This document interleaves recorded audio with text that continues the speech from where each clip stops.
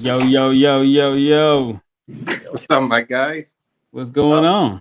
My bad, man. I was trying to get my MacBook set up in time, and I'm trying to download Chrome. Like, no, mind. Let me go use my phone. Hold on. What? Hey, yeah. So it's a shit show out there.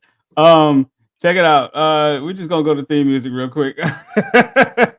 That'll work. All right. I think it's about that time. Let's get this out the way.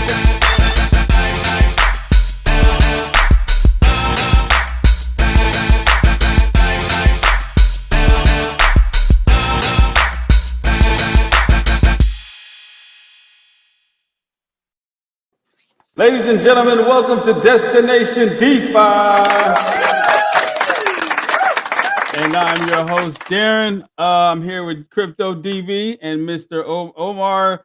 Was it CC? OPP,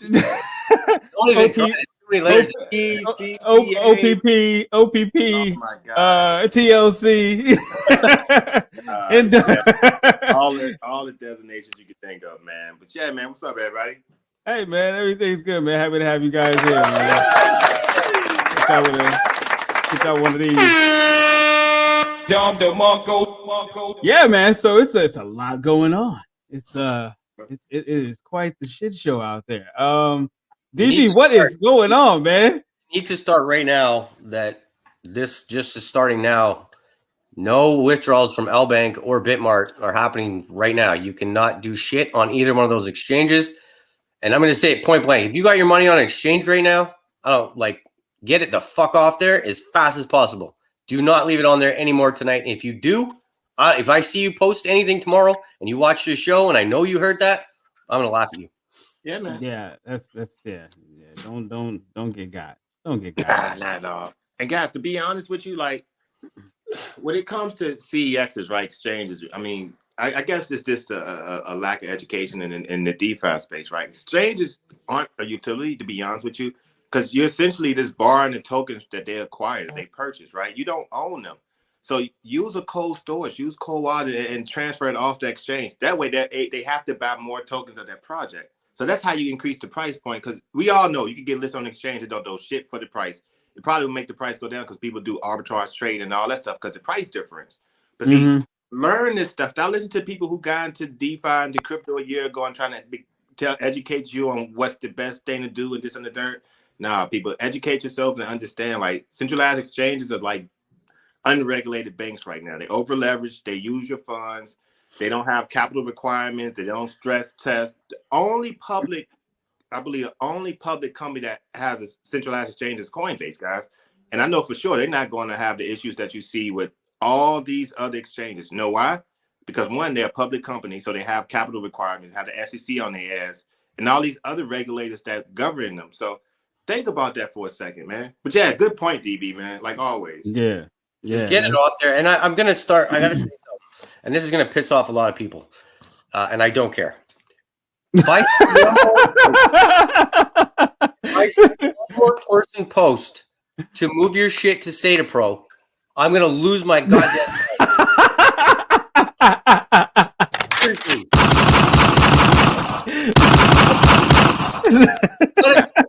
You got a token that has gone through nothing but problems for a year now, nonstop. You've got a team that has completely moved to Dubai and moved their entire corporation to there in a place that you cannot be extradited.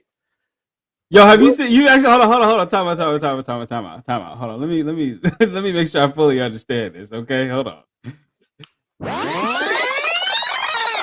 You mean to tell me that people are actually posting that you should move all your things to Sata Pro? I'm gonna read you a comment, and then I'm gonna read you my reaction. Hold on. All right, I'm ready.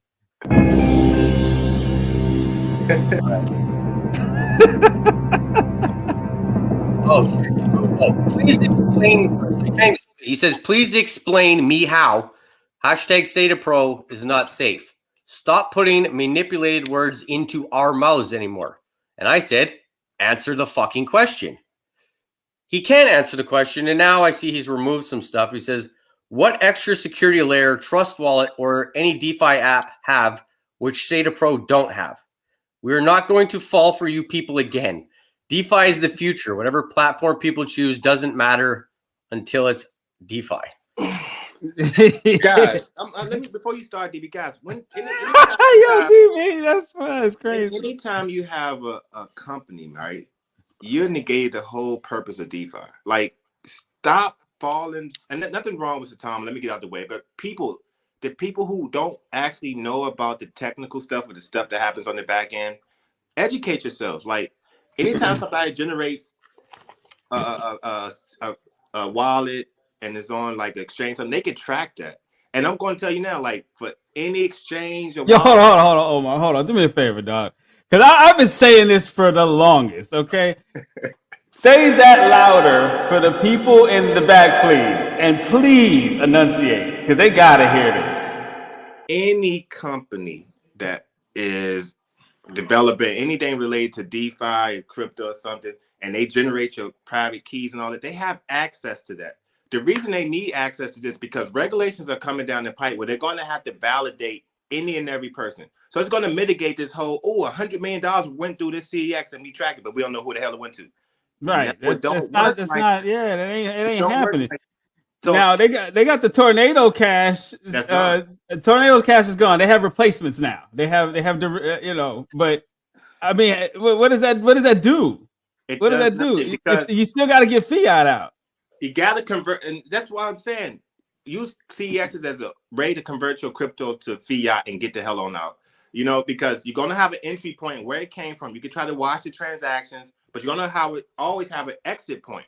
So you're going to always see where the money went to, whether you use a money mule per se or somebody's account. It's still going to a physical person. Mm-hmm. I'm telling you guys, I've worked at CEXs before. I don't dealt with the fraud and the schemes and all this shit. And they could track, it's software that the government has that could track any and every transaction. Yep. How the hell you think they could find $100 million that was stolen? So right. They can't crack somebody who stole $20 off a DJ in play or a rug? Hell yeah. And that's felony territory. Like, you really doing all this shit and think you chilling. Trust me, man. Even when you sign up for like these DEXs or CS, they track it. It's like they have Elliptic have software. They track your IP address for everything you do. They track it to other IP addresses that you're associated with. It's crazy. And this is shit I see on the back end. So when I hear people talking like, we do this and we do that, we don't do this, you're lying. Let's be real. You know what I mean? Because the government, regardless of you in the US or the UK or Asia, somewhere, it doesn't matter. They all going to have to follow pretty similar regulations and framework anyway. So, yeah, man, I'm just tired of, we dealing with like exchanges, sales. No, I'm tired of hearing all the BS. Hold on, but real quick, let's before we get back into the shit, let me go ahead and acknowledge some people, man. Wow, he was here early. Shout out to you. Shout out to you. That was at 5:50. Oh wow. Yeah.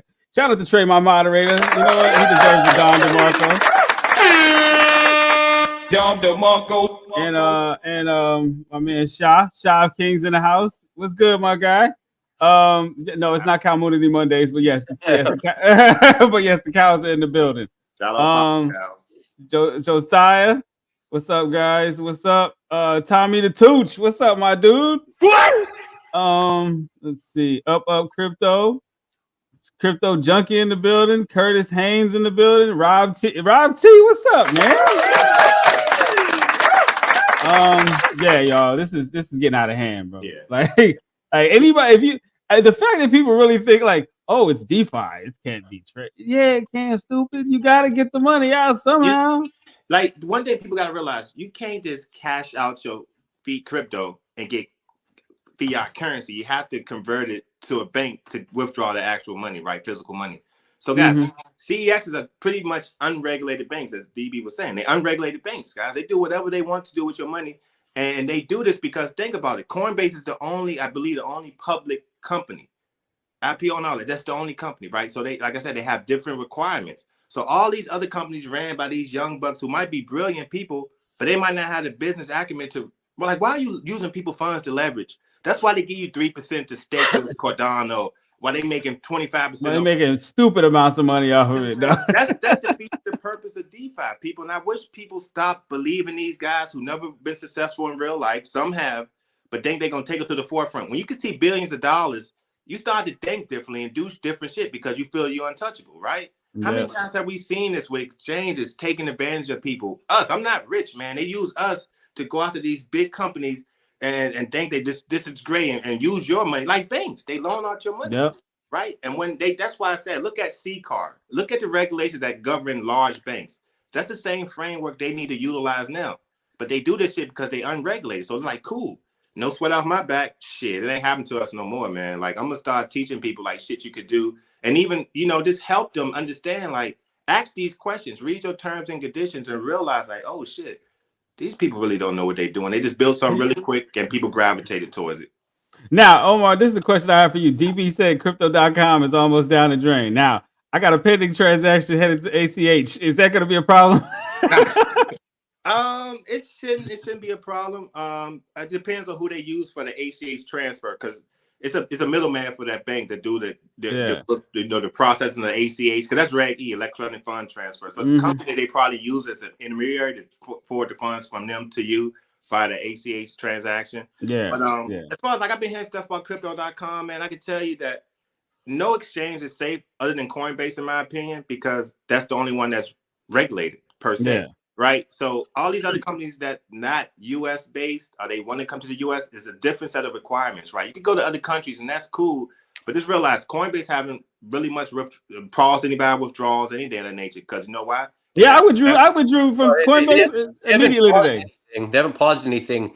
There's transactions being moved in ridiculous amounts of money that are going to, now they're trying to say that they're moving money to cold storage wallets and ledgers and all this other shit to keep their assets secure.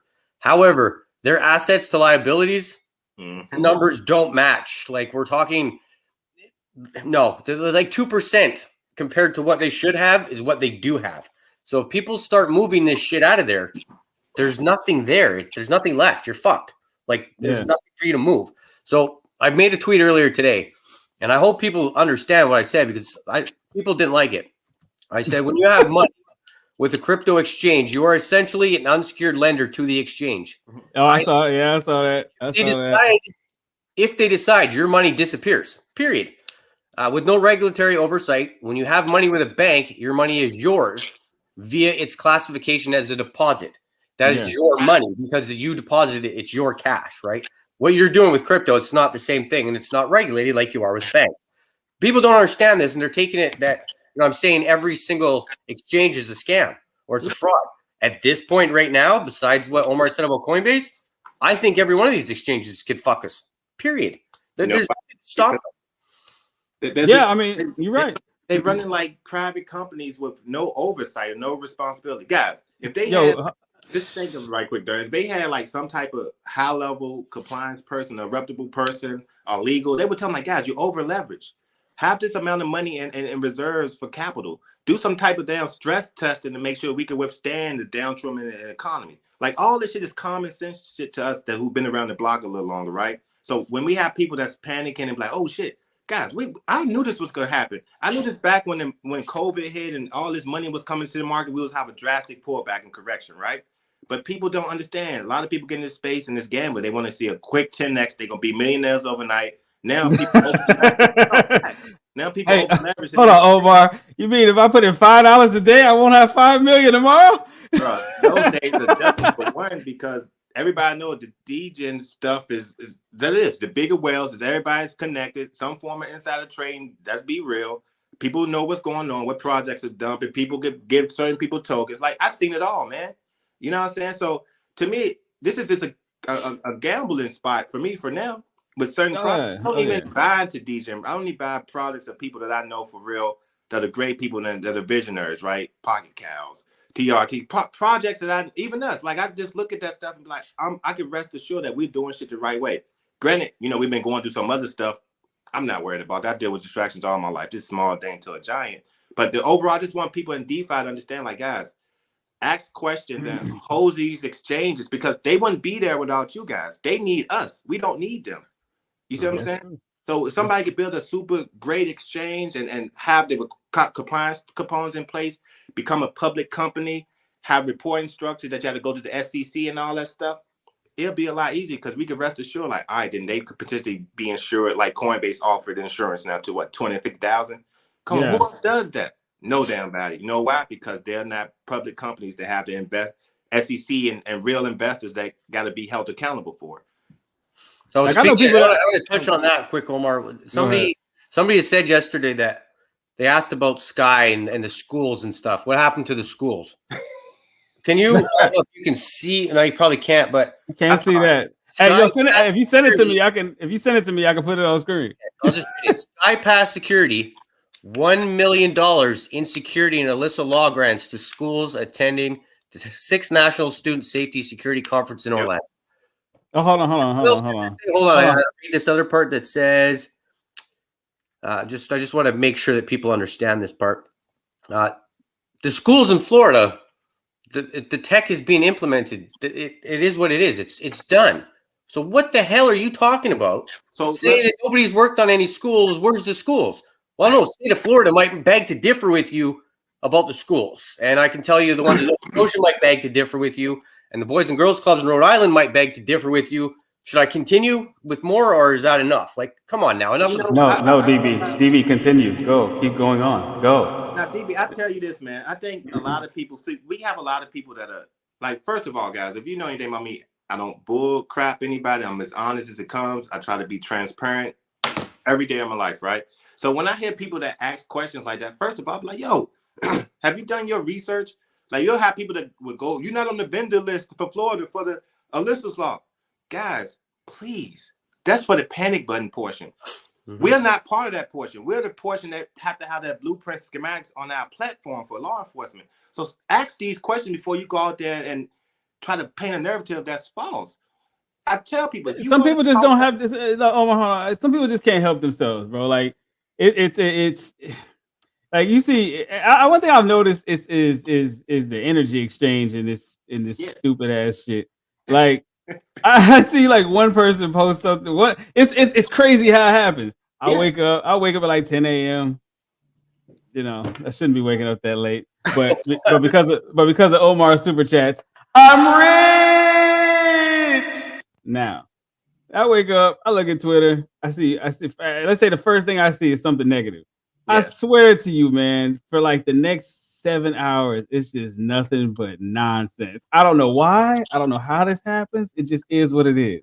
So yesterday when I saw that, and the individual and it's funny because I have no issues with the individual that said it. It was just like, I'm friends with the guy. So yeah, like it was like, dude, what are you thinking? It's like, you see, somebody reached out to me and said, I seen the post that he made. Do you want me to, we're friends. Should I have him remove it? And I'm thinking, you know what? No, because I wanted to, the response that came back from the Sky Token page actually pinned the pictures of the proof that we have done these things. So the reason I don't want it taken down is because we replied to it in a positive manner. No, it wasn't a rude comment or you dummy, do your research. It wasn't it wasn't your regular DB and Darren attack. That's what it was. It was respectful. Yeah. I respect the person who made the comment. I just feel that he's uneducated on that portion and didn't realize that these things have been done because he doesn't follow the project. Correct. He's not part of the community. He doesn't know what's been done. So he doesn't get the notifications from when Sky posts saying, we just finished the Boys and Girls Clubs or we just donated this money. He doesn't see that shit. And he's also friends with people that are part of that other project that seem to have an issue with our contract. So he was kind of sticking up for them in a way, right? So that's kind of where that went. And I'm not mad about it. It was responded to respectfully. And not, he hasn't even replied back to what we said. Was he really gonna say? Exactly, but that's my point. There wasn't a response.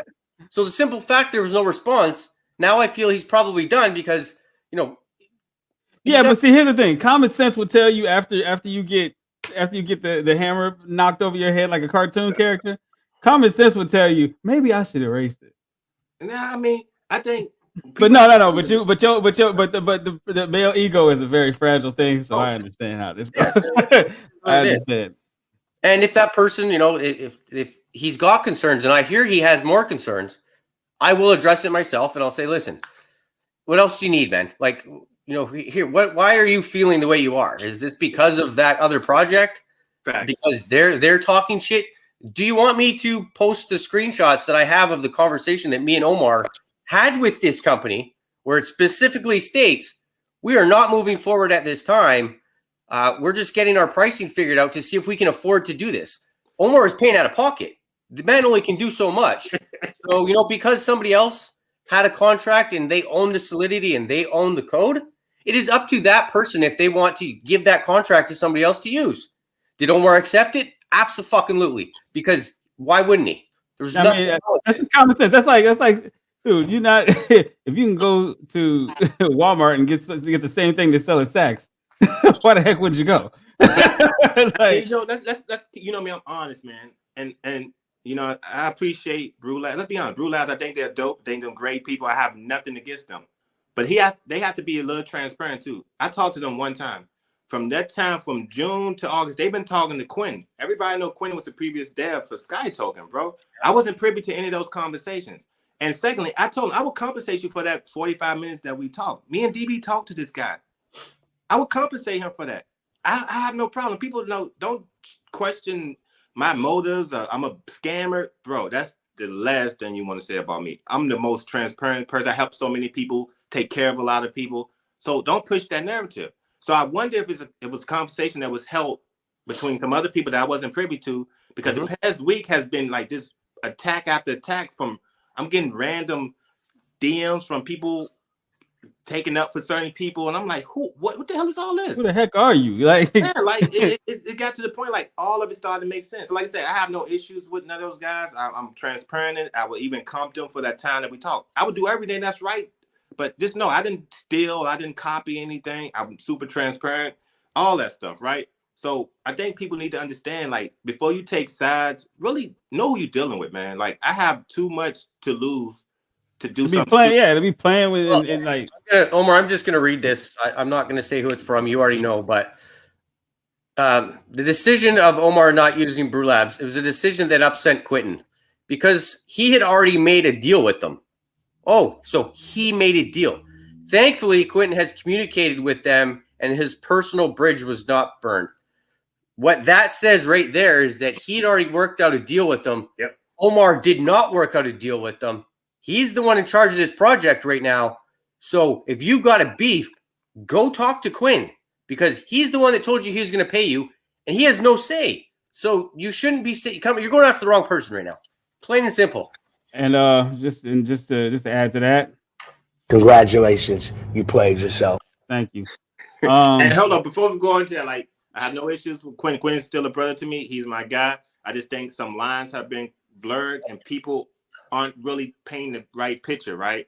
So I'm just wanting to let people know I have no issue with Quinn. He's still my brother. I love that guy to death, all that good stuff, right? But when we talking business, guys, it's business, it's not personal. So when you're dealing with business, we're going to talk that business shit and clear up that stuff up, because we're not doing this.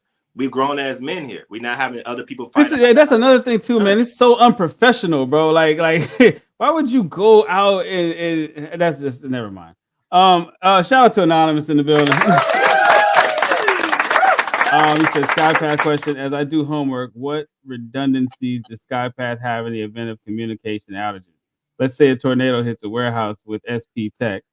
How do alerts get to responders? Good question. I have to follow up with Dave to see the technical stuff with regards to that. I'll find out. DM me that question, Anonymous, and I'll get an answer for you in the morning. All right. Hey, good question, man. Good. All right. Crypto Bullet said, "Hey everyone, Anonymous. There's layers of response, including rapid response." Okay. Well, could that be? I'm sure you want some more. I probably have more in depth. Yeah, like more technical stuff. I can. Yeah. Scott. Yeah. What's up, Tucker? Shout out to Tucker. Offline, and we got some things in place to make sure that connection will always be there. We got some upcoming partnerships like Rapid SOS that has relationships with all 911 operations in the U.S. Trust me, we'll make sure that connectivity is never going to be an issue too. Okay. Anonymous said the tech directly relays to first responders. Curious what pushes those alerts and power outages if they're viewable when it comes. Okay, when communications are down. You know what? That is a good question. Yeah, I'd be curious to know that too.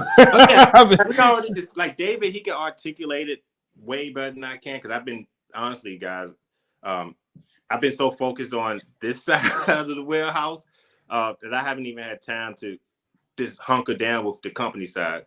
I've been so, guys, you understand, over the past month or two, I've been buried in this stuff, man. So it's kind of hard for me to work multiple hats.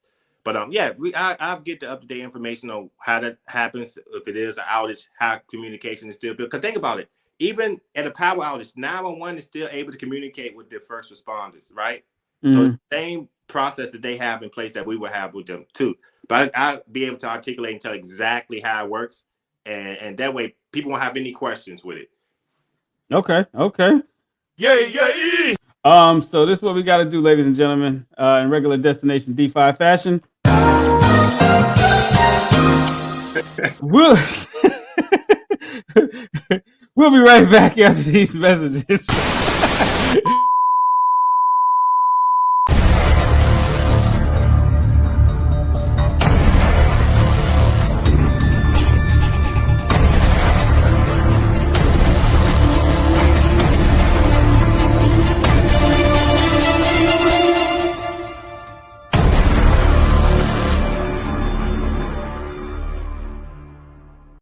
To the Pocket Cow community, they think we're a flop. Cute.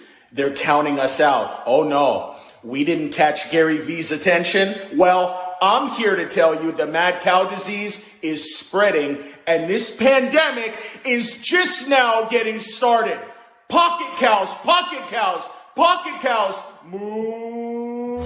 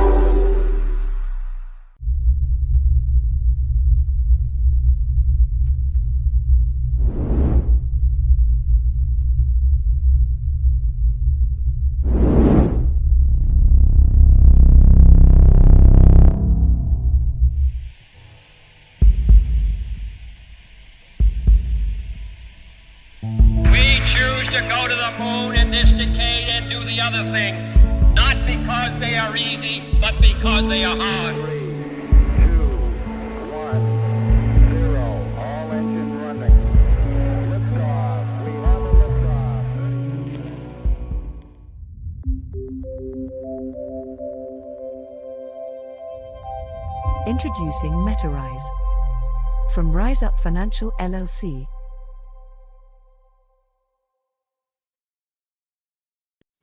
And we're back, ladies and gentlemen. Hold on, man. Hold on. I got a question. What's your name, scumbag? This guy.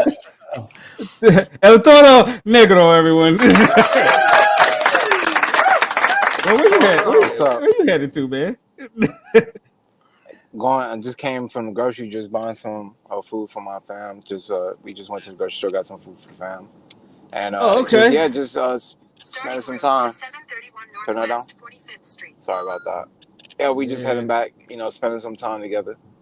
Okay, definitely. But I was like, I saw you guys up here. I was like, let me just make a quick appearance and just like chop it up, man, because it's been a while since I've been on in the same space with a couple of you guys, man. So it's definitely good to see y'all.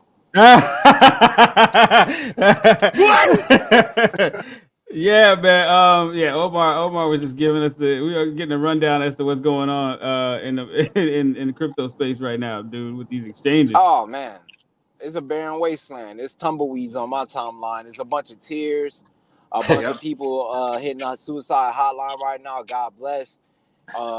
This is it's about time that we get rid of these scammers. It's about time we get rid of these crooks that's running these rings and treating this thing like a syndicate of organized crime.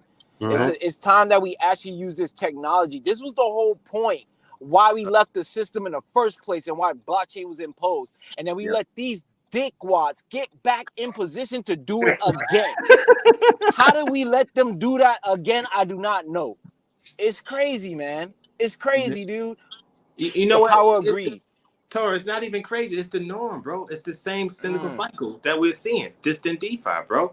Like I'm looking right now. I'm looking at the AK from Coinbase recent filing, right? 26 out of the Q3 22, out of the $159 billion in trading volume. Can you imagine how much of that came from retail compared to institutional investors?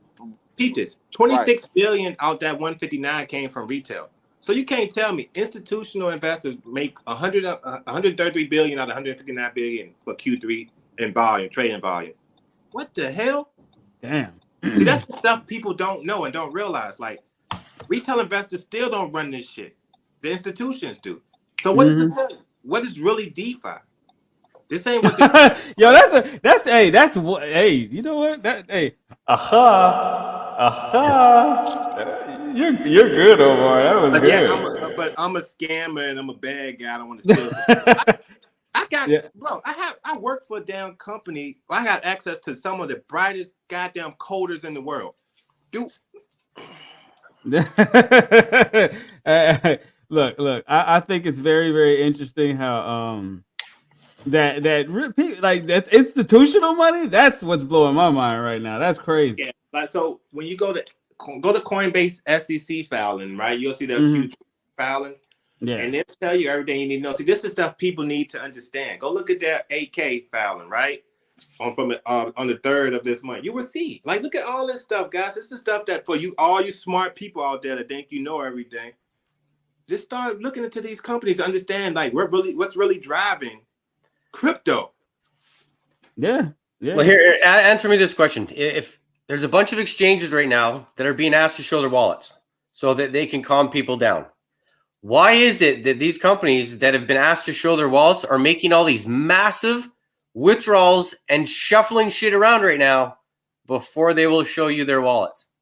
Why did crypto.com just shuffle all that money to gate.io and only get 90% of it back?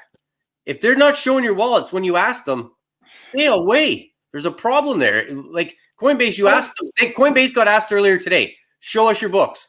They showed it immediately. Because they're public companies. Immediate. None of the rest of these guys will show anything.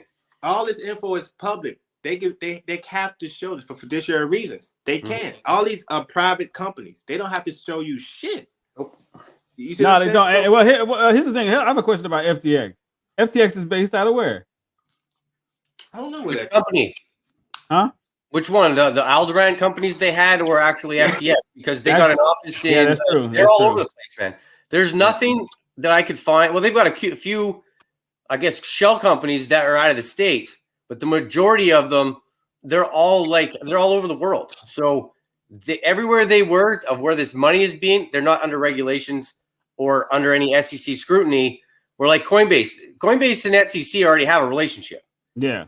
None of these other guys had relationships. You look at the what's his name, Sam's girlfriend there that was whatever her relation was to the company.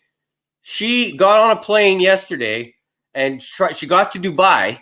But now that she's in Dubai, I guess they got an issue with her and they're working with U.S. government. She's on a private jet right now trying to get the fuck out of Dubai to go somewhere else that she can't get extradited.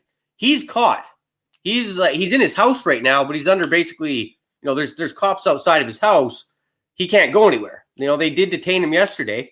And you know why they detained him? You know how many people just from the crypto community jumped on planes and shit yesterday and flew down to the Bahamas to track this motherfucker? Looking for this fool? Yeah, I can imagine. And I watched this group of guys. They YouTubed it. They took videos.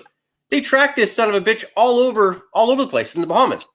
and they watched it from him going into his gated residence, Yep. going back to the FTX office in the Bahamas, to the FTX, until the police showing up to the FTX office and raiding it, and then him being arrested and taken to a police station. This so happened headquarters because is in of Bahamas. community. This happened. Investors tracked this son of a bitch down. This was not cops. This was not, Dog the Bounty Hunter. This was regular crypto that said, enough of this shit. I'm not, this isn't the next Daquan that's going to run around and jump to 5 million countries. We're going to go catch this son of a bitch right now and put an end to this. And the fucker was caught within 24 hours, right? That's crazy. So just to be out there, the headquarters is not this Bahamas. So you're right for FTX. Of course, like Coinbase's headquarters, that's Coinbase Pro is in San Fran. You know what? Actually, Kraken headquarters in San Fran too. Yep. So it's, Coinbase and buy boxes in New York. Kraken's even got an office in Canada. I think they're one of the only few that actually have an office for their company in Canada. I think they only got like 7 people that work there, but at least they have an office in Canada as well. There's not very many that you can say about that. And I know it's not a big deal, but you've got a city like Toronto that's like the New York of Canada for the stock exchange. You think some of these bigger exchanges might have an office in Canada, but Kraken seems to be the only one that actually does. I mean, as long as they have a North American office, right? Yeah. So you should have an office anywhere where you actually operating. So to operate in the U.S., you should have a U.S.-based office. The reason for that, I mean, for one, from a customer service standpoint and from a license and registration standpoint, right? Because here in the U.S., you have to be licensed in every state to, be an exchange, right? So you got to go to, I forgot what the term is, what the MLS to get licensed in. Then you got to get an MSB and an MTR, money transfer. So it's different things that you have to go through. And that's why when I look at these exchanges and startup exchanges, I'm like, guys, like, it's no way in hell you're going to be live in the U.S. first. Because it's capital requirements, insurance requirements. Yeah, it takes way too much. But here's the question I have. Like let's say like look at the Staples Center, or crypto.com arena. Like how foolish can you look at that point? Let's just say crypto.com. I mean, I hope everything works out okay. But let's just say hypothetically speaking, it doesn't, right? How do they go about that? They take they become some crooks. They take their name off of it. What about the FT? What about the contract? What was created? That deal was for how many years? Was it 10 years? 10 years. It's already been paid. That wasn't a monthly payment plan. This wasn't like you went to fucking Rent-A-Center to get your couch. This shit was paid in full. They have been paid off. So I don't think they can remove it. Like how can you take that? It's just gotta sit there if these what is it? I'm not quite sure they have a clause in their contract that allows the Staples Centers that arena to change their name. Like for instance, the Miami Heat, they terminated their relationship with FTX, FTX Arena. You see what I'm saying? So they can terminate anytime. You see what I'm saying? I'm quite sure they're smart enough to have agreements. Listen to me, be smart enough to have that in their agreements, their master service agreements with their clients that allow certain leverages that we won't have people going crazy when something happens, but you didn't have the right contract in place. Take note. But yeah, man, like this stuff it's like it happens every day in the real world. But when you see it in DeFi, you're like, oh, you panic. Like we deal with this shit every day. Let's think about it, guys. This shit is no different from the day-to-day stuff that we see with companies and people that's going scamming people and Ponzi schemes. Like the reason it's so prevalent in DeFi because for one, people can hide behind monikers. And think they could get away with it. And I'm telling you guys, like banks are CEXs do all the KYC verification. And if you don't understand that everything is tracked, then Dave is here too. Dave was in the building, dog. I've been looking at him the whole time, but I wanted y'all to finish, man. Give it up for Dave. He's already been answering all the questions. Like Dave has been in here he's been in here cooking. So yeah, David's got it. Hey, shout out to Bullish, man. Bullish is that I like Bullish, man. Bullish is cool. Hey, Meta. Hey, shout out to Meta too, man. Meta, I recently found out something about you, and it shocked the hell out of me. Omar, I'll tell you later. That's amazing, man. That's my guy, man. Let's see. Let's say, these guys already got this sewed up in here, man. They don't even need me to read this out. Oh, he already answered it all. Yeah, he answered it all, bro. I keep telling people, and they're talking about the team, and I said, you guys just better stop. I said, you got, like, David will answer any question you have for him. when it comes to the SkyPass side, and Omar can answer just about any question on the SkyPass side and the token side. And there's a lot of good people on this team that do their homework and their research, and they know what they're talking about, and they will come to the defense of this project and this company in 2 seconds. Hey, DB, CoinSquare apparently is based in Canada. I'm actually looking at their app and everything right now. I've heard of it before. I've never used it. It looks like it's relatively simple one. But again, right now, I don't know. It may be based out of Canada, but I want to know where their actual holdings are. Right. But right. where it's regulated, because I could be running one of these exchanges out of my house right now. But all my you mean with like, what is it, 15 of them in one chick at FTX, all in one in a 4-bedroom apartment? FTX had the Alderaan companies that they had. I think I stopped at like 104 different holdings. Like, it just goes on and on. Actually, more than that, but yeah, it's nuts. Hey, but you know what? Man, they covered their tracks. Hey, but you know what? I'm not going to worry about any of these problems. You want to know why? Because I'm rich!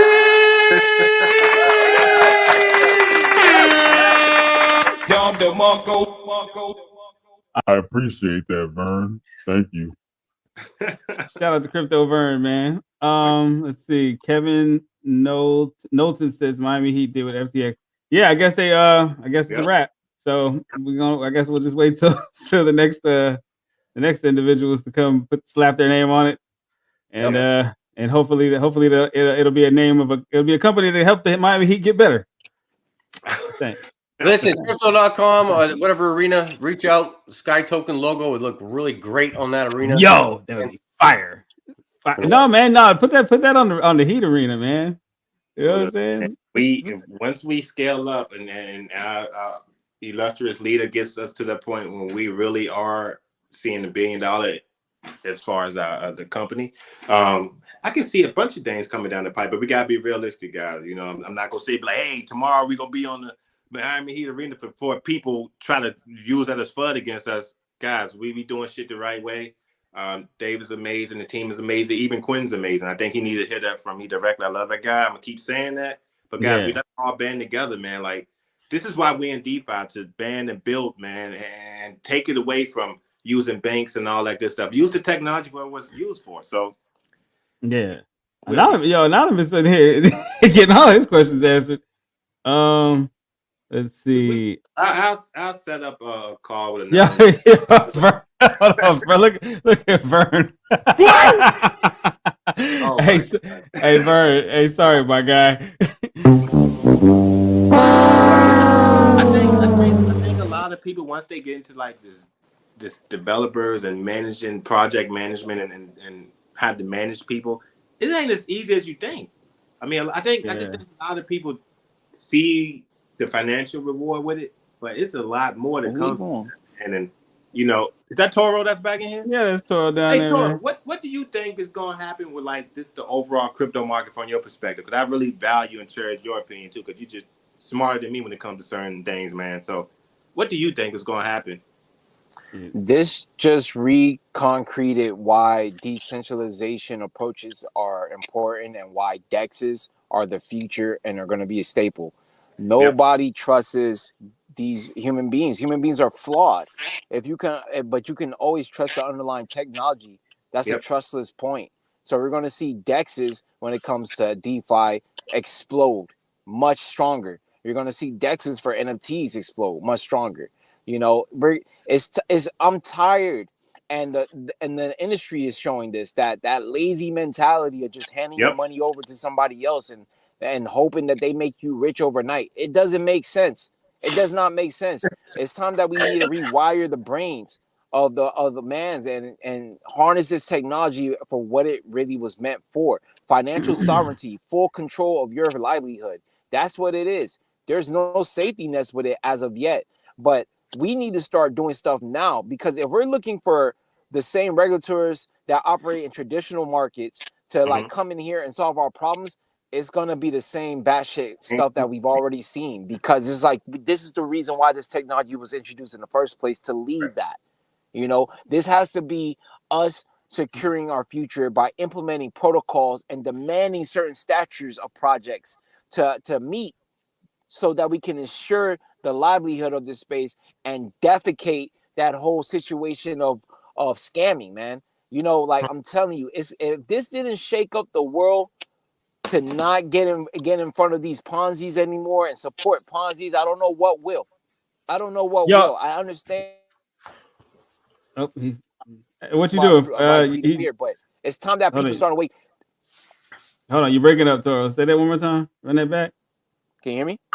Yeah. Can you hear me? Yeah, I can hear you now. Yeah, I was saying that, like, you know, I don't know. I don't know what will wake these people up. If this wake people up from supporting Ponzi's and get in front of these things, I don't know what else will. You know, it's time that we start aligning with for projects that are legitimate and utilize the chain for what it is. You know, that's what the case is at this point. Yeah. Nothing more, nothing less. I look at it like this, bro. While and FTX was crashing and burning, Pocket Cows broke over 800. Hold on, bro. Hold on. Slow down, Toro. Because people got better. Slow down, man. This ain't that kind of show. God, I'm just saying, man. No, you know, hold on. Wait. Toro, wait. Okay, now go. While everybody was supporting this Ponzi ringer that's having a freak goblin fest in his penthouse with trolls under a bridge and running pedophile rings and supporting this and that from human trafficking, we were actually going up in numbers. While they were burning, we broke over 800. And not only did we break over 800, we kept going. Because, and I was getting texts from people that said, I understand now. I see that you're the real prize now. I was getting motivation that I bought one back then and you never knew because I never came forward, but now I just bought 3. You know, this is what's happening because people got burnt and people are like, you know what? I want to see what this anti-rug technology is all because I just got rugged and it hurts. Yo, come on, it makes a noise for sale. It's embarrassing, man. Hey, you know, I've been telling people, me and Omar talk about the cows a lot, it's bro. Embarrassing. Like, dude, hey, Toro, like over the last maybe like 3-4 weeks, how many epiphanies have I had about this industry? Too many. I don't know. It's almost daily. You start. It's like it's once you're woke, you cannot go back to sleep. Once you see the smoke and mirrors and start looking at transactions, like, oh, so you mean they're buying their own project, it up? They're loaning out other people's money at this crazy interest that's not sustainable. So it's just a house of cards. Oh my God! They're money? What? Yo, hey, Omar. So I had a whole bunch of lunk, right? Lunk it went up to like 35. So I called Toro. I said, what do you think about this, man? I said, you think this has a future?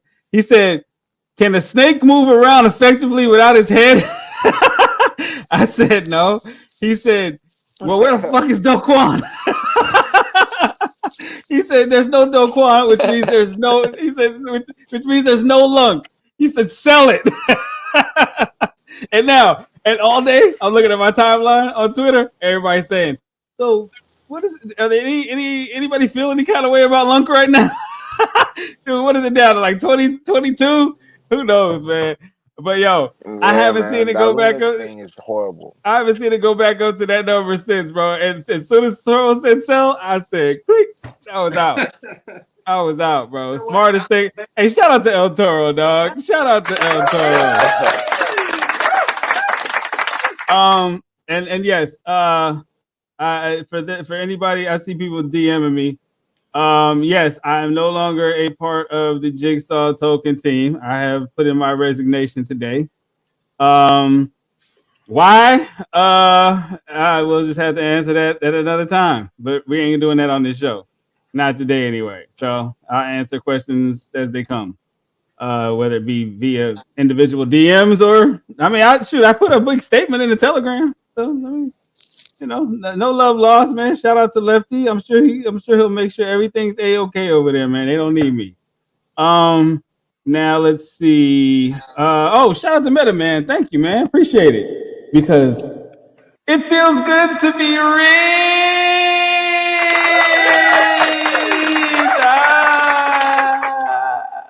Hey, Toro, did you know I'm rich? Look at this.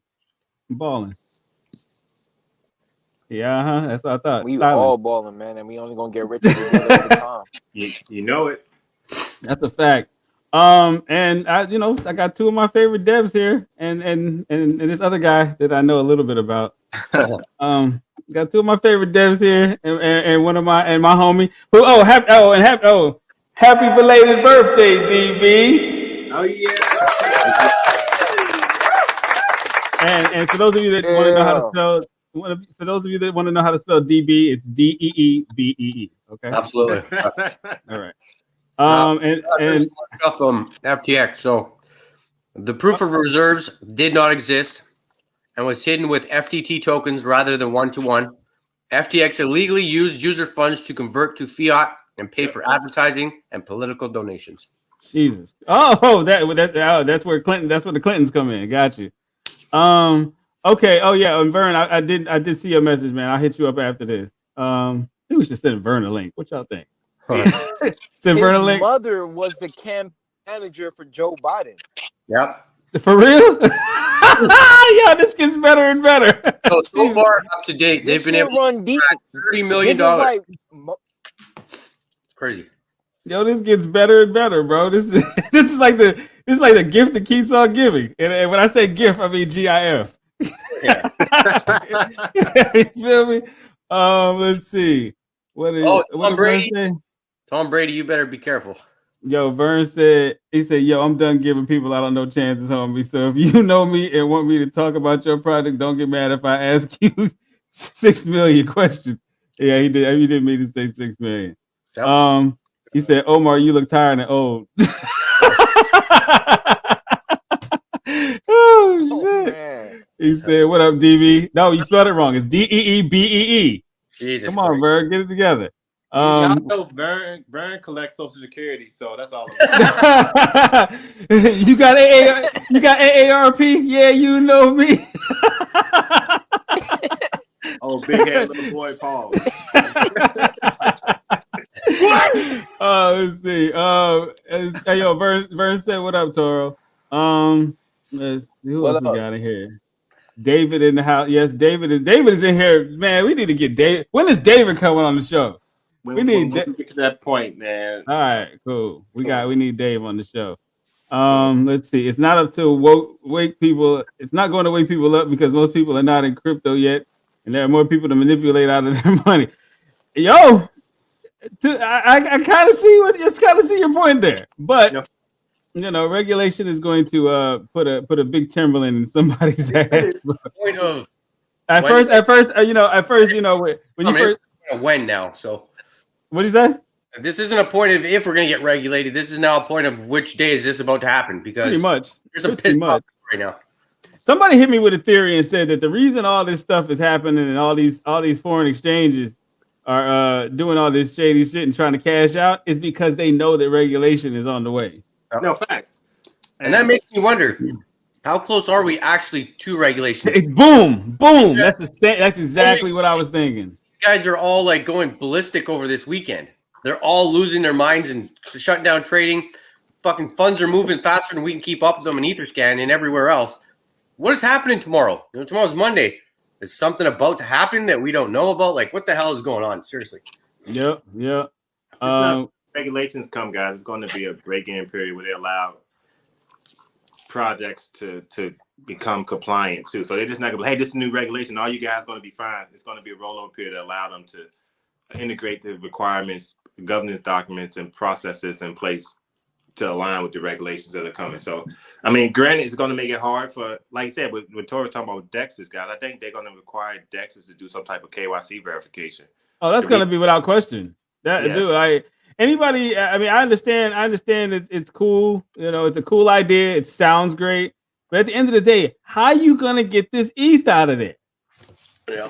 You got to be connected somehow, man. You know what I'm saying? Hey, Toro, I'll holler at you later, man. He just texted me, said he gotta go. Hey, everybody give it up for Toro. Pocket cows. I sent you a picture yesterday. I don't know if you can pull it up. You sent me a picture yesterday? Yeah, it's the one where I did a little graph for you to show some people that were connected to FTX. Oh. Okay. I want you to see if you can put that up. Let me see. And I want people to see who these people are, their backgrounds, kind of, and their connection, and take these people's names and go move them around a little bit. And Yo, send it to me again, DB. Okay. Yeah, send it to me again. I will pull it up on screen. Vern said it's bad for the space and the reason people stop answering me. Yo, it could happen. Vern said, think the BTFA crowd would be into the cow. Yo, good. Hey, make some noise for Tommy, dog. That's what I'm talking about. That's what I'm talking. Yes, there's no reason why they shouldn't be. And just for Tommy asking that very bright question, here you go, Tommy.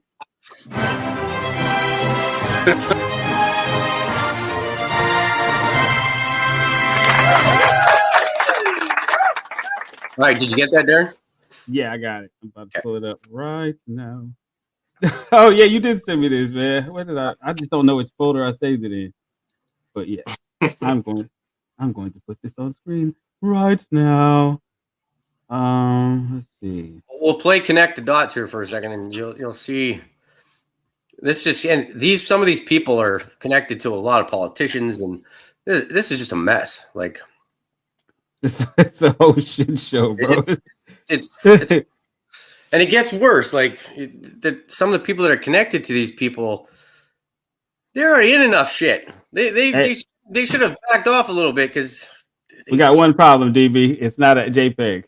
it's an HEIC file, and I can't pull that up on. Huh? How the hell can I send that to you? If you got it as a JPEG, what'd you do? Screenshot it? Yeah, it was sent to me, and then I sent it to you. Yeah, you have to screenshot it first, and then just send it. Yeah. So, question for you, right quick, guys. Of all exchanges, which exchange doesn't have its own native token? You know what? That's a good question. Kraken does not have a token. And what else? Does Coinbase have one? Coinbase has one? No, they don't have a token. Yeah, I was gonna say. No, actually, no. Hold on. They got CBE, right? Yeah, but that's a peg to a stable. Yeah. Okay. Like any native token that's not pegged to a stable. It's those two, right? So think about it. So how does Coinbase make money? I'm looking at their Q3 filing, net revenue of $576 million for Q3, right? All of the $576 million, $366 million was from transaction volume because they get paid off each transaction. Right. $11 million was off subscription and services revenue. So that's how companies supposed to be ran. So if you go ask any of these other exchanges, how are you going to generate revenue? Especially if you're a smaller tier one, you're not going to have the volume to make millions of dollars. So are you going to have your token to be selling your own token? These are the questions you need to start asking developers who create exchanges and DEXs, like all this. How are you going to generate revenue? And how are you going to compete with the top dogs? Because more and more institutional monies will start coming in and making these CEXs public anyway.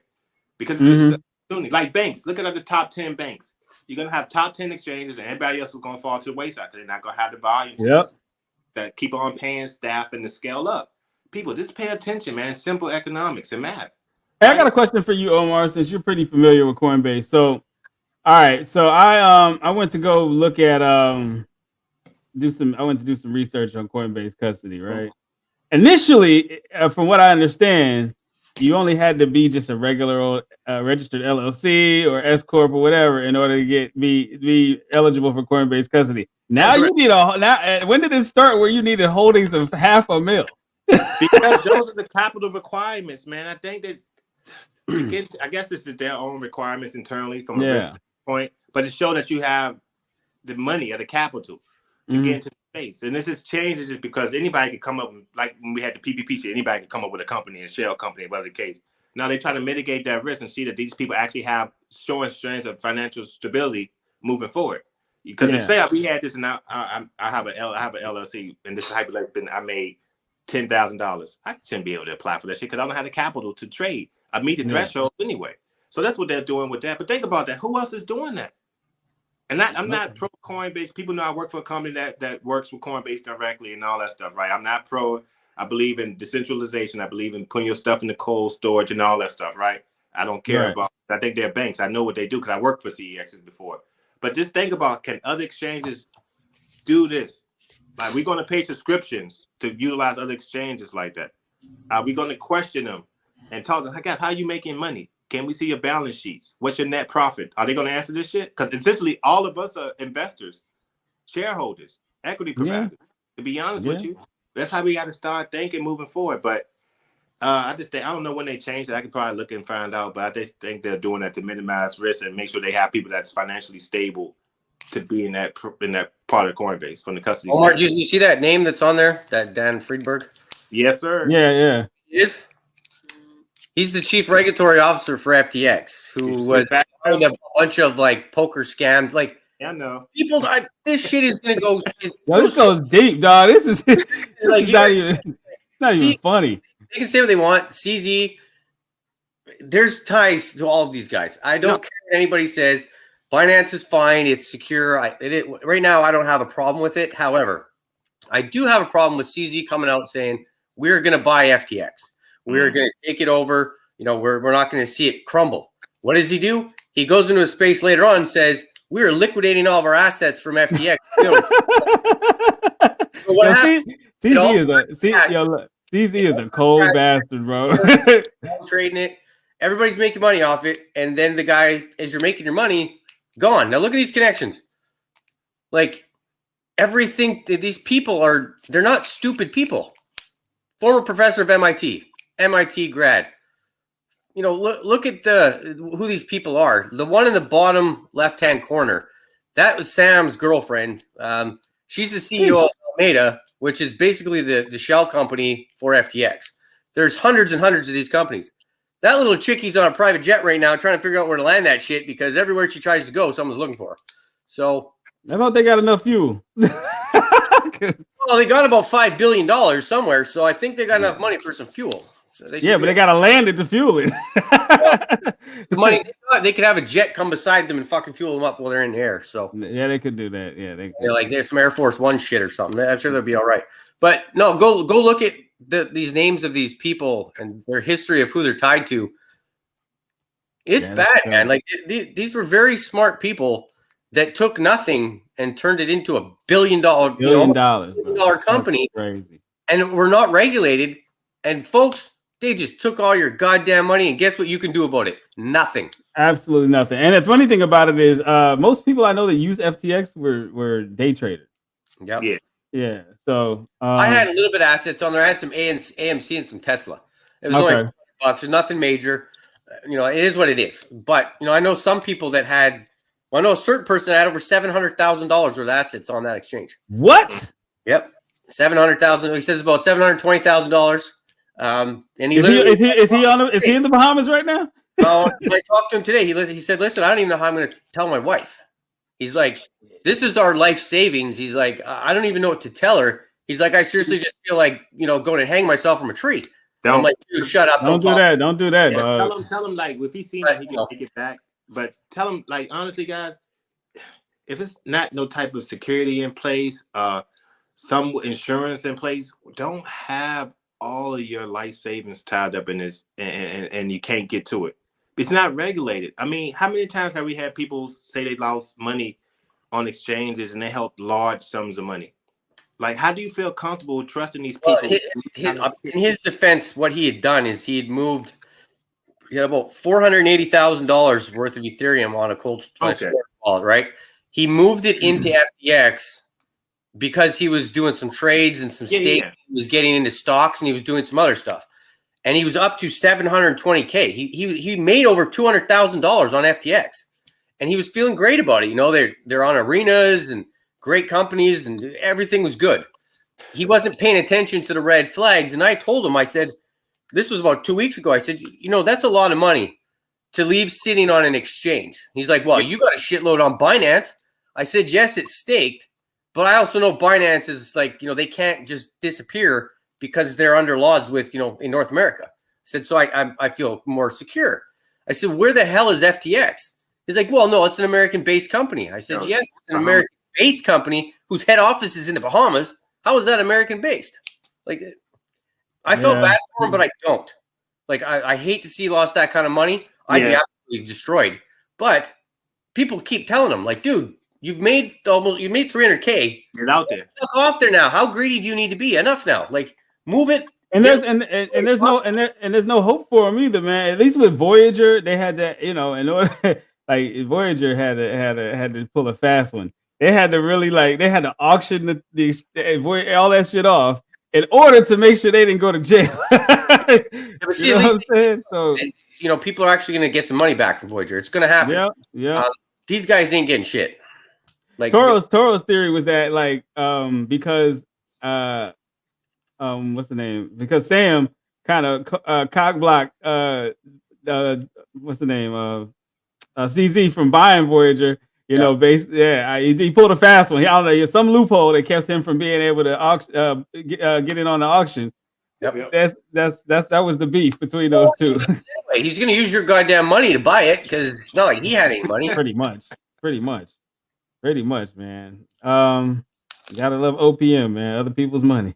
Jeez. Dan Friedberg is the main FTX lawyer. He's a mastermind of all this. He was the lead for the ultimate bet scandal. For real? Yeah. Oh, snap. You're pulling up these people's names and you connect to who they are and what shit's happened in the past. You should have known this was going to happen because these are all crooks. But, a lot of people didn't realize these people are actually involved in some of these names. A lot of people don't do their due diligence, man. That's what I mean. Like, really understand what that means. Like, we all should set some type of risk management, risk tolerance, risk appetite for anything that we get into, especially when you deal with money, right? I want to know who's leading this. Can I trust them? Can I pick up the phone and talk to them? Yeah. So it's different for me because I don't trust anybody when it comes to your money. People change, man. It's just life. People change when it comes to money. So you telling me, man, that every exchange that popped up at night, that these people know how to run them, or they have the expertise. Like, if we have noticed that this guy, the chief, what is it, chief compliance officer, whatever you as Dan, chief, chief really did your due diligence, you would say, how in the hell did he get another job at any other company if he was associated with this type? You can't go anywhere else, but you can get into this crypto centralized exchange and provide regulatory guidance. Come on, man. That's crazy. That's insane. David said they're lazy. They don't want to take the extra steps to move from cold storage to the exchange to make the trades and park it back in cold storage. Yep. Yeah. I've seen that happen. I've definitely seen that happen. But see, we got to stop being like so I don't know who said it earlier, but people just want to take the path of least resistance, right? Guys, I'm telling you, listen to me. Take these tokens off those CEXs, get a cold storage. Don't buy it off Amazon. Go straight to Ledger or whoever company it is, buy it directly from them.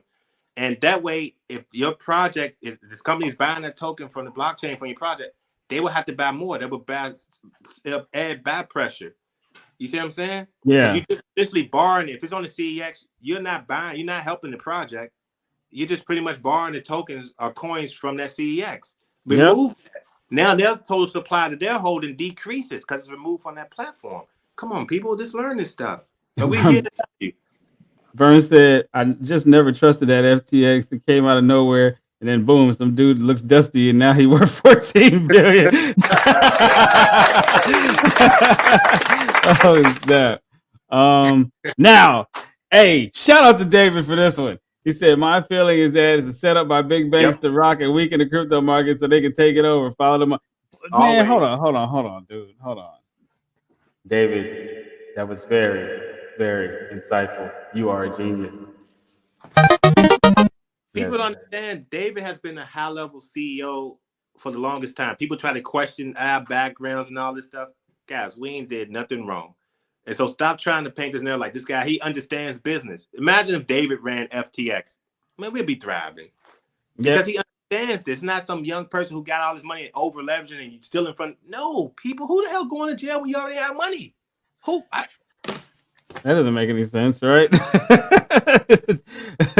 Hold on, let me see. Let's see. Crypto Junkie said, what are your favorite wallets? That's a good question. I mean, I've got a Leverage and a Ledger. I'm sorry, I said Leverage. Ledger and something else. I forgot. What is this thing called? It's one I haven't used yet. but I ordered it because I thought it was kind of cool when I saw it on YouTube. I haven't used any. I think Ledger is probably the best Ledger X, but the Nano X. But it depends on. I mean, like anything else, as long as it's safe and secure, and you can get into it when you need to be. Yeah, right. That part. I've heard good things about Trezor. That too. Mm-hmm. I mean, it depends. Each of their own, man. But honestly, it's just whatever you're comfortable with. Like, it's a learning curve with everything, people. But challenge yourself to learn how to, store your keys privately and how to get into, like, don't wear it. Take the extra steps to be safe. Like, seriously. I think the interface is probably what is the seller for most cold storage wallets. You know what I'm saying? Yeah. Like if the interface sucks, then it's just like But if the interface is good, like it's then I recommend those, man. Yeah. Whatever's easier for you. Like there's certain exchanges, like whether it be like me personally, I have a thing about just things being very user friendly, straight to the point. Coinbase, like that, I can navigate through Coinbase with no problem. Crypto.com. I mean, when the first version that came out was sucky. Now it's good. Now it's easy to use. Webull, not really a fan. You know what I'm saying? Yeah. Yeah, I'm not a fan. I mean, I don't know. To each their own, man. That's all I say. Yeah. But Coinbase, man, Coinbase is a breeze. Like it's like you know what it is? It needs to be as easy to use as my Bank of America or my online bank. It needs to be that easy. You know what I'm saying? If it's not, then I'm not rocking with it. It didn't make. That dude looking like that and having that much money. Yeah, you're right, Vern. It didn't make no sense. Let's see. Of course, David's very smart. Absolutely. A lot of people don't look into the people due to the fact that so many platforms charge money to look individuals up online. Not everyone is on LinkedIn or even grasp the concept of researching past Google. I mean, let's just be honest here, dude. Like a lot of things you don't need to go past Google. Like everything is like, dude, you could find out just about anything about anybody nowadays, bro. Like, actually, I'm gonna say this. Depending on what state you're in, if you want to find out about somebody in Florida, oh man, it's easy. It's easy, bro. Some states just have like infinite public records. Yeah. Let's see, Vern said basically if you really want to keep it, he said FTX was just doing the same thing banks do. Theoretically, yeah. Yeah, I mean but hold up. They were doing things that banks would do, but banks have certain processes in place to mitigate that they don't over leverage. That's why I says look up CCAR. That's what capital requirements that large banks are supposed to, implement to make sure they don't over. But see, when you all hear, this shit, I could go leverage $1 billion or some bullshit because it's not my money. Who wouldn't do it? But you won't see that with banks because after 2008 with the downturn from the mortgage crash back in 2008 when we had the last recession, they put in regulations to mitigate this so it won't happen again, right? So that's why you have to see CAR and regulations that banks are required to hold certain things in their balance sheets and do stress testing and all this. I'm quite sure these exchanges ain't did no damn stress testing to see if something was to happen as a catastrophic event, they can still stay afloat. No, they probably not. Money and 15 shell companies over here. Yo, you ain't lying, dude. Oh man, mama got a company. Hey, listen, if anybody, when this space is over, they've got some people from FTX that were obviously no longer employed that are on the panel, and they're talking some serious shit. There's at this point right now, there is just about 15,000 people in that room. You go in that room and you look, you'll see people that we know quite well in the space that are in there, and some very smart people. Elon Musk was on that panel. CZ was on that panel. There's been a lot of people jumping in there. So if you're trying to figure out what the hell's going on, I would jump in that space and have a listen. It's been going for basically 2 days straight. But every 5 minutes, something else is coming up, and they're starting to tie a lot of other exchanges into what's happening. So you probably should go there and listen. And again, if, like I said right from the start, if you haven't moved your money off an exchange and you're in here listening to us, the only thing I gotta say, I think you got the perfect one, Darren, isn't it? You lose at that. That's pretty much what's going to happen. Yeah, if you don't listen to what Omar and DB are saying, and you wake up and you don't see any money, I'm just gonna inform you right now, you get absolutely nothing. Yes. You lose. Good day, sir. Okay. And it's not just us telling you. There's some other very intelligent people all over Twitter telling you get your money off the exchanges right now. Put it in the wallet. Just it's just safe for a couple days. That's not good right now. There's some weird shit going on. And if you are actually being advised, listen, just move it. What are you concerned about? Vern said, of course, this is all one big setup because the government can come in and make stock market 2.0. Yo, true story. One thing I do have to be kind of happy about is that, hey, hold on. Hey, Ruby! Shout out to Ruby! Did you get your ice cream? Say yes.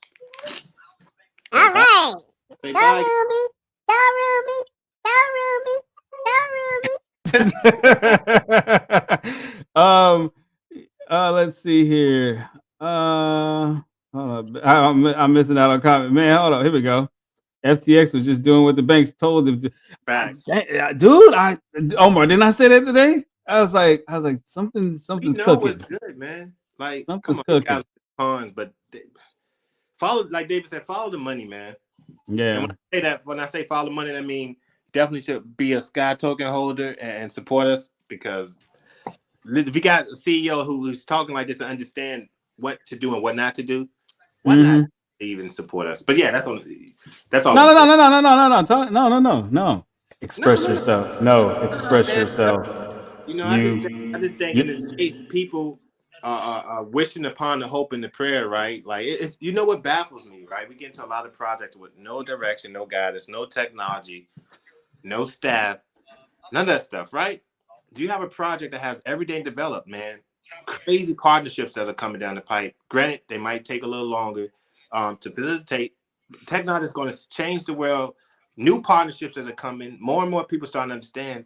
But yet you're going to invest in a project that might be building an exchange when you got 20,000 exchanges.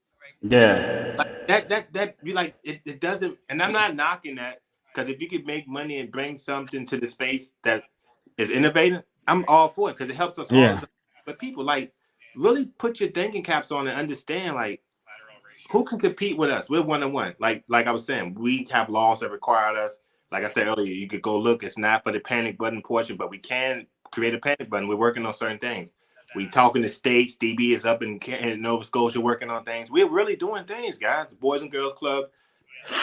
So much stuff, right? I don't even talk about the stuff no more, because I want to, once the news drop, it'd be like, we told you. It's just I'm not even gonna lie, man. My biggest bags are Pocket Cows the Sky. So you know what, man? It's not. I just want people. I care more about people, right? I want people to, because a lot of people been impacted just by crypto in general, listening to people who are so-called subject matter experts, and a lot of these people got lucky, man. Like they got. Yeah, man. Thank you. Like it did. Listen, I just got an email. This is getting leaked here in a minute, so I'm just going to read it to you before it goes on Twitter. For the past 6 months or so, Michael Lewis and I have been traveling with and interviewing Sam Bankman-Fried. His childhood, early success on Wall Street, embrace of effective, and the creation of a crypto empire that catapulted him in record time into the ranks of the richest people in the world seemed more than sufficient for a signature Michael Lewis book. Of course, the events of the past week have provided a dramatic surprise ending to this story. It also highlighted the rivalry between Bankman and Binance kingpin CZ. Michael likens them to the Skywalker and the Darth Vader of crypto. I love the verbiage. It's crazy. The story becomes too big for us to wait. Let me know if I have sparked your interest and we can move forward with this. So this Michael Lewis is he's going to write a book because he's been with Sam. And it's like I said, CZ and this man have been going toe-to-toe for so long. The only difference is CZ decided to play what he did the other day by, I'm going to buy your ass out and get all this hype going behind it and then say, oh, shit, you know what? I'm actually just going to dump all our ass. You know what he did? He pumped that price. Yeah, he did. and sold. That's manipulation. Never mind. I'm not gonna say it. Well, it is. It's manipulation. It's price chart manipulation. That's what it is. CZ is a cold bastard, bro. he is a cold-hearted bastard, bro. But look at where the price went, though. And I sat there and I watched people. I was part of them. I was short trading the shit out of that because I believe it. You knew what was going to happen. As soon as CZ came on and said, "Nah, we're going to liquidate," I right away short trade. Let's go. And then what did it do? Down. Is that what 20 cents right now? Yeah, it's done. Yeah, but I was watching long trades, dummies. Did you think it was going up when CZ sold? Did you really do you not pay attention to crypto? It's the opposite of what you just did. But that's fine. Yeah. Just DMO. I personally never kept any crypto on any exchange. Simply used the transfer. Yep. Yeah, pretty much. It's just nothing but it's not supposed to be anything but a vessel, man. He said, yes, Vern, read the creature from Jekyll Island to understand the formation of the Federal Reserve. Yep. There you go. I like David the more and more he chats. Yep. I'm from GA, right by Jekyll Island. Okay. MetaMan says, hey, Darren, have you considered joining the Ledger affiliate program to give discounts to your audience while making commissions for yourself? Yo, I want Omar to help me get a Coinbase affiliate. Is that even possible? I don't know, bro. I don't know. I don't want to say yeah, and it's something that they don't do. I'll find out on Monday. Yes. I doubt it because I haven't seen it, but I'll ask. Okay. David keeps it real and don't sugarcoat much. Yeah, I've heard him in spaces, man. David is definitely a very unique individual. But people don't understand David, man. Like when he was 28, this guy was worth a whole lot of money. He ran a huge company, so he understands this stuff. At a young age, he made a lot of money at a young age. He understands. Ooh, speaking of which, David said, if everyone put all their assets off exchanges, they would all fall, or they all fail. It would be just like a run on the banks. This is exactly what they're trying to scare them. Oh, yeah, you know what? I can see that. Let's see. Sam is the front man. That's easily. That's definitely visible. Let's see. This crypto space would make one hell of a soap opera telenovela. Yes, the Mr. Sam. Their SBF's attempt to buy out Voyager and BlockFi was because they were going to sell their FTT tokens, collapse FTT's value, and cause FTX to collapse from leverage. Sheesh. There's a lot. Like here, okay, it's a lot, man. This is Voyager and Alameda over leveraged with BS collateral. BS collateral that was across all three balance sheets, collapsing Luna. Too complex to break down. You better join the space and listen. So, yeah, this might actually turn into a movie. Oh, it will. This is one of those stories that can. St. Thomas story. I don't know too much. Listen, we had a guy in Canada that had a company, a crypto company. It was mostly Bitcoin. He disappeared. Well, supposedly he's dead, but he's been cited all over the damn world with everyone's money. But that's a Netflix. It's on Netflix. It's an actual go check it out. It was a What's Canadian. it called? You know what it's called? Yeah, give me a sec here. But yeah, he's playing dead and a bunch of other shit, and he screwed over a lot of people.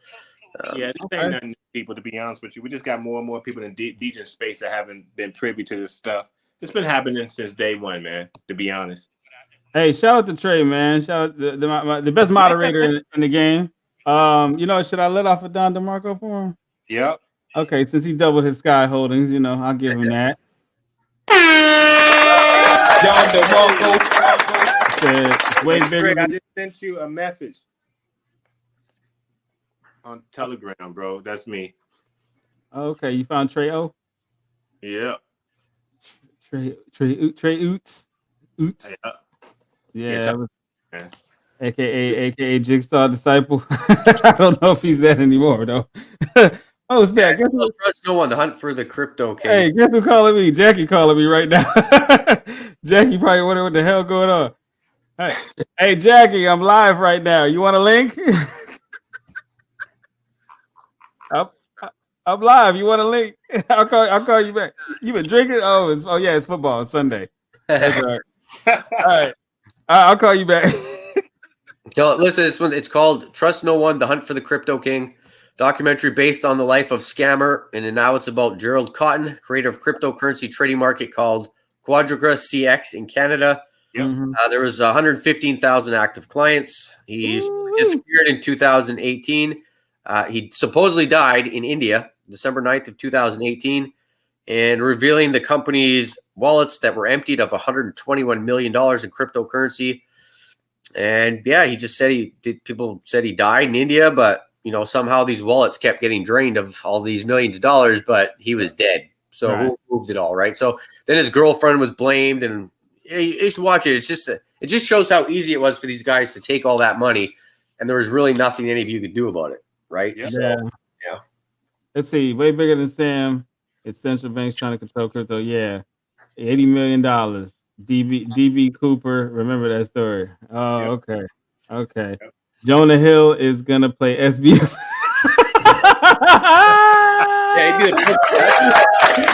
Yo. That is hilarious. Hey, I can see it though. I can definitely see it though. Yeah. Oh my God. No, actually, Jonah Hill lost a lot of weight, man. I don't think he looked like. Nah, I think it'll be the other dude from Superbad, the dude that played Mark Zuckerberg. He's gonna the dude that plays Mark Zuckerberg in what's the movie about Facebook? The Social Network. Social Network's got Justin Timberlake and whatever in there. Yeah. He played like he played the Napster dude. Justin Timberlake is the guy that Sean Parker, the Napster dude. Yeah. Shout out to Sean Parker for ruining what was such a beautiful industry at one point. Hey, hold on. Can we get a moment of silence for label budgets? Man, wow, such a good time, such a great time. Wow. Basically, hold on. You hear that? That's the budget. That's the budget. That sounds like people on FTX right now still trying to trade. Yo. Hey, whoever Kevin right. Hold on, what'd you say? Whoever Kevin is, he's a smart guy too. He's right. Let's see, FTX 100% coming job. Yep. Kevin. Hey, this is what I get on FTX when I try to load my app. Hey, you know that. Hey, does it make this noise? I'm just curious. I really want to know.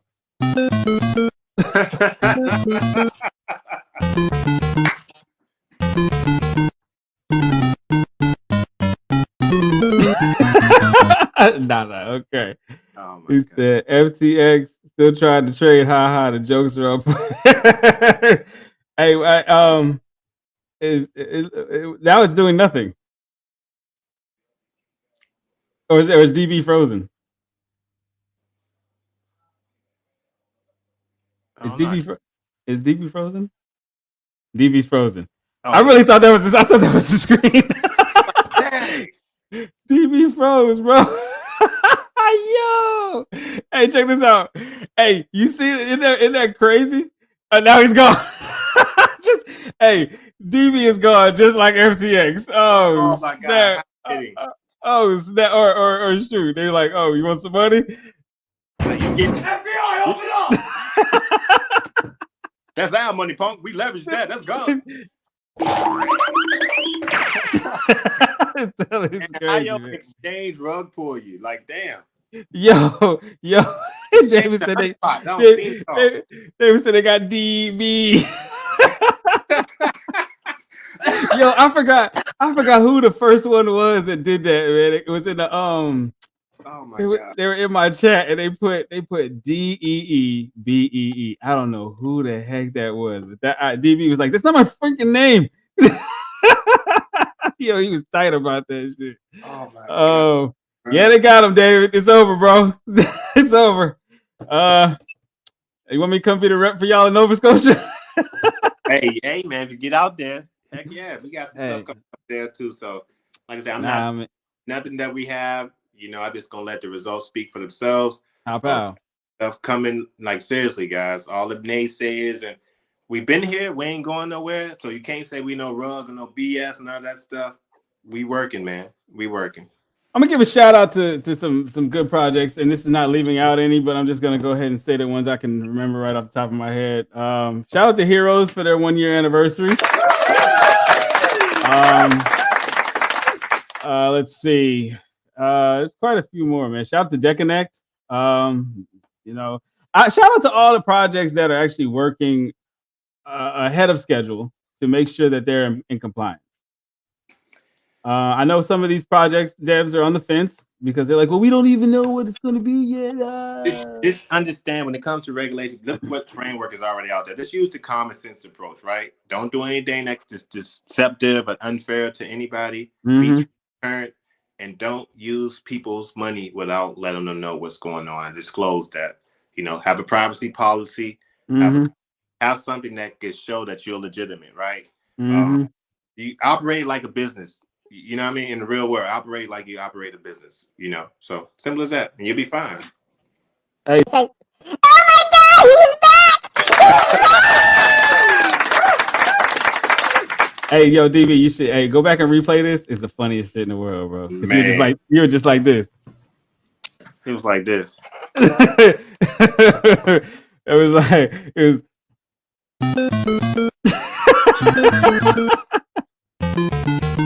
And that was your FTX app loading. Now he looks like he froze again. Look at him. Yo, he did it again. He might be in the metaverse. And what you get for messing with Sam and them, man, they coming out. Yeah, I'm telling you, right? Wasn't somebody said that app was hacked? Oh, there goes my channel. Hey, Sam, you mess with my channel? You are a hater. Okay. All right. And all jokes aside, man, like I really hope it's some type of resolution to all this stuff that's going on. Yeah. I hope people really start to pay attention to what's going on. Regulations are coming. I always know it's a bigger picture behind everything, guys. It's a reason behind it. Come on now. Let's be smart. Yeah. Let's need to build in this builders market. Let's support great projects, but let's support each other too. All the people that were impacted financially, don't let it become a burden. Just realize that it happens. That's not the end all be all. If you've seen that money, you can make it back. Trust me. Just go hard. Just make sure you can't trust anybody when it comes to your money. Yeah, man. Let's see. Firing up Sky Token Jets. Yeah, that's a fact. And let's see. He said there are other projects. Really? Yes. Trust me, David. There's very few. There are not that many, and all the good ones, for the most part, I've had on this channel. I got no honey pots, no rug pulls, none of that, and I haven't had one yet. You know what I'm saying? So I'm doing better than most YouTube. You know what I mean? So I stick to the rivers and lakes I'm used to, bro. Facts. Yeah, because and DB does a lot of vetting for me, and you know how nosy he is. Yeah. So life is good. Talk about something anyway too that I've been looking into for you guys too. So yeah, we will discuss that. That's dope. MetaMan said, "Hey Darren, Coinbase shut down its affiliate program a few months ago. If you do Ledger affiliate program, it's easy. Comes with bonus rewards like NFT, sponsorship, and high demand. Right? All right. I'll look into that. Trey said not before payday. Hey, yeah, Trey, I do owe you a couple dollars, man. Well, and anybody has any questions? I'm still getting DMs. Anybody has any questions as to why I left JIGSAW? I will go ahead and address that directly. I mean, should I just do it now? Like, it's really not that hard. It's not that. It's not that serious. So I got other things to do. You know what I'm saying? Lefty's a good dude. I'm sure he'll keep the project going. He and I just don't see eye to eye on certain things. There's no love lost. We just don't agree on certain things, and that's it. Simple as that. It's really that simple. Now, let's see. David said, "Don't show an FTX screen in the video. The CIA will cut your connection." hey, yo, to the CIA. Oh man! Hey!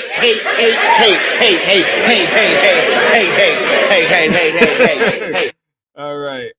He said, "I'm giving you game for free." Hey, yeah, man, I appreciate it, man. You know, hey, I know the game is to be sold, but not to be told. But right now, I encourage you to be bold and just tell me all of it. Thank you. Appreciate it. Make some noise for Meta Man. Now, ladies and gentlemen, we don't know where DB is. He said he had it's like a bad windstorm. He said, David, David was in here dropping jewels. That's why I can't wait till David comes on the show. But as Omar says, yeah, in due time. When time is right. Yeah, we'll do it. When some of this stuff is ready to drop that we're working on, like we got some big meetings this upcoming week. We working, man. Like we working, man. That's all I'm gonna say. It's super beneficial to have somebody that understands the regulatory requirements of certain these things, so we can have these conversations with the institutions that people are wanting to come partner with their projects and all that stuff, but don't have no clue about the framework or the risk of none of that stuff, right? Yeah, but we're different, man. Like David's super successful. I'm not new to DeFi. I've been in this shit almost 10 years. Like it's a little different ball game with us, right? So I hear people who talk all the nonsense about this, that, and the third, who just started this year. Listen to somebody who started last year. Nah, I don't pay that any mind, man. It's like when you're doing something great, and you should know this, people gonna always have something to say. You won't be able to please everybody, but as long as you stick firm, people don't know humans don't shut up. So if you're not used to that by now, if you believe in what you're doing, man, then don't worry about the naysayers because nobody's gonna always agree with you. But as long as you stay true to yourself, we'll all be fine. My goal is to make sure many people who believe in me and trust in me, we all benefit, whether it's emotionally, financially, in any manner. I just want everybody to win. And regardless if you're a Sky token holder, believe in Sky Path, or any project, I just want us all to win. That's the bigger thing for me. I don't care about anything else. Let's just all win, man. Now I'm gonna say this: this is not financial advice, and I'm not a financial advisor. But I'm gonna tell y'all this: you saw 2 projects on the screen that I don't believe that you should be sleeping on. Okay, Sky and Pocket Cows. I ain't been this bullish on a project in a long time. So that's just me. At this point, things are starting to really make sense. And a lot of and like the more I talk to people, like let's just if you really just sit back and look at all the junk, all the shit coins or whatever that you may have in your wallet, ask yourself, does their business model make sense? Makes sense. When you say no, and don't make your decision based on hope and what you think might be what you think might be. Ask yourself really, does it make sense? Would you operate like this in the real world with a stack of money in your hand? And when you really ask yourself that question, trust and believe, you're gonna hit that swap button very fast.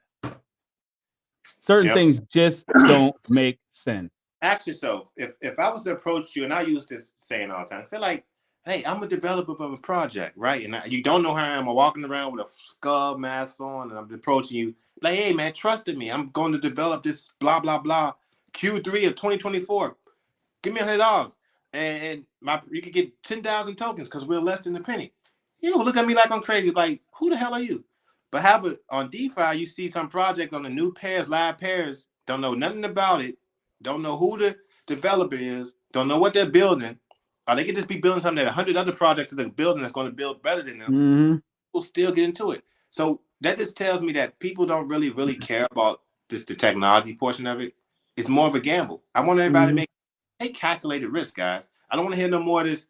I got rugged. What? You know what happened? Why would you do that? Like it's up to the point now that you should only really look at companies or products that operate like companies. I give it to projects like Satama. They doing what they got to do. Even though people might have shit to say about them, they clean up a lot of shit, right? Kudos to them. I look at Heroes. I look at Days Dogs, what they're doing with them, that's fixing things and going launching. I look at stuff like that to see that people we haven't folded. You know what I'm saying? Look at TRT, look at Real Estate Token, look at Surety, look at all these projects, Pocket Cows. Like I look at that stuff like, yo, like maybe if we would have started off with some meme stuff, maybe we'd be different. But yeah. I mean that's without question. I'm gonna educate people. Like a lot of that stuff is manipulated. People gotta understand. You can read the blockchain all you want, guys. You don't know who addresses those are. The only person that sent that transaction could tell you that, and they won't. So if you look at certain projects, the developers can have hundreds of wallets, right? I don't have hundreds of wallets. I could care less because I know I'm part of the company. We succeed, I succeed. I don't need to take from the people that believe in me, right?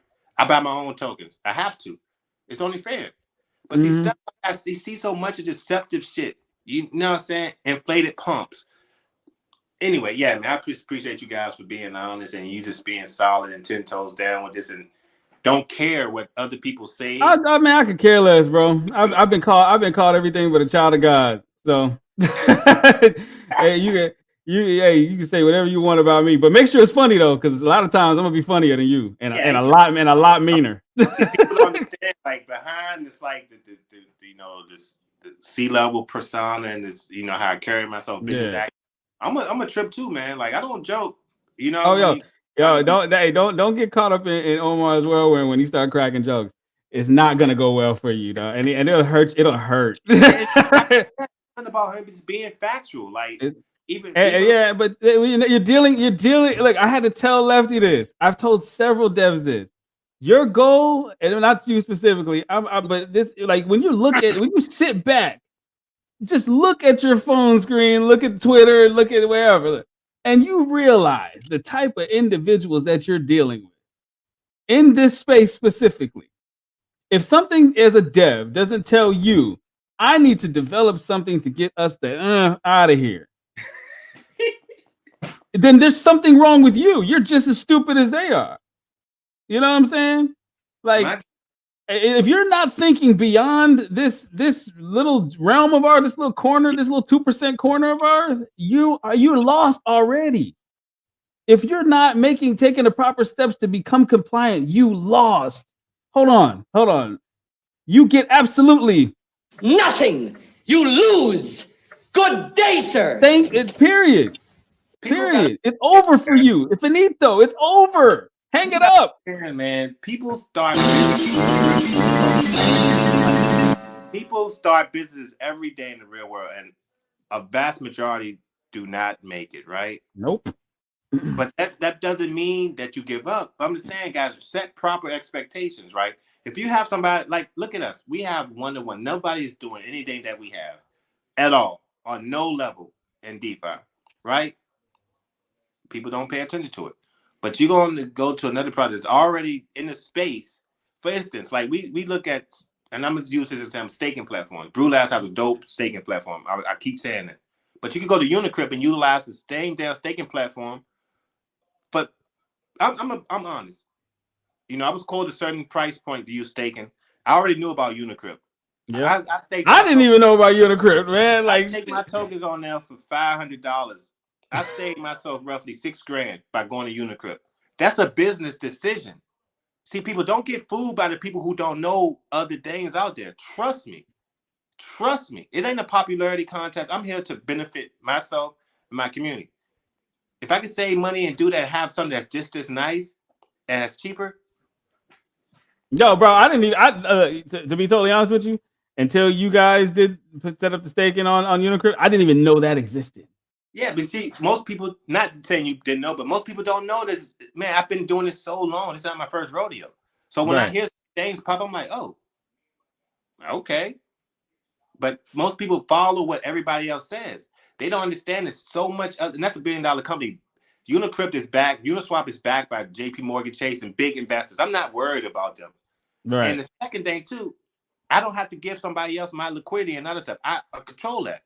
It minimizes risk because anything can happen. Not saying that bank's going to do nefarious stuff, but this is stuff people got to really understand. I like to control stuff. I've been doing so many things with my project, our project, that make me question everything. And if those who know our story, they understand why. So, yeah. And this be content, but don't always listen to what's out there in the world. People just really understand there's a lot of things out there. But yeah, man, I'm gonna bounce off this. Hey, go ahead, get up out of here. I'm gonna answer this question. We out of here. Question the future of crypto and finance. I would say this. I'll let you talk this, Derb. I think when it comes to that influencers, don't listen to them. Not all of them. If they got lucky off of play and made money and built their platform from another project and if you see that it hasn't correlated to anything else, then they got lucky and ran the hype of that said project. But if they could really tell you what Merkle Tree is, are really educated on blockchain tech, but also showing people how to get it, not only being paid to promote a project and got tokens, and they're using that you guys as extra liquidity, don't fall for that shit. Because by the time they utilize that, they're just utilizing their audience to get to where they got to go to. I'm gonna say I'm gonna say this one last thing and we out of here. Look, the reason there's a reason why I run my show the way I run it. I don't do review videos because that can be construed as me endorsing this project or said project that I have on here. So what do? I bring the devs on here as well and let you talk about your shit. Because if I do it alone and say that looks like that can be deemed as an endorsement. And it's perception. Everything is perception based, and for some reason, everybody, they push not I, said the black guy. Yo, and on that note, thank you for tuning in to Destination DeFi. Either be good or be good at being bad. Peace, love, and crypto. We out.